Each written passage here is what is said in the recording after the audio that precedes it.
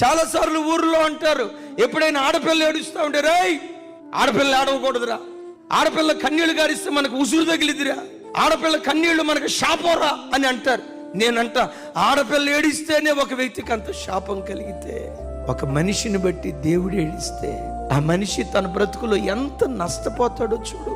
నిన్ను రక్షించినందుకు, నీకు ఆస్తి ఇచ్చినందుకు, నీకు వ్యాపారం ఇచ్చినందుకు, బ్రతుకు తెరువు నిమిత్తం మంచి ఉద్యోగం ఇచ్చినందుకు, ఎన్నో మరణాపాయపు స్థితుల నుంచి దేవుడు తప్పించి ఈ రోజు ఈ స్థితిలో దేవుడు నిన్ను నిలవబెట్టినందుకు నిన్ను అడిగే ప్రశ్న, నిన్ను బట్టి ఈరోజు దేవుడు సంతోషంగా ఉన్నాడా? ఇలాంటి దాన్ని నేను ఎందుకు రక్షించుకున్నా? ఎలాంటి వాడి కొరకు నా ప్రాణం ఎందుకు పెట్టానా? ఎలాంటి వాడికి సావి ఎందుకు ఇచ్చానా?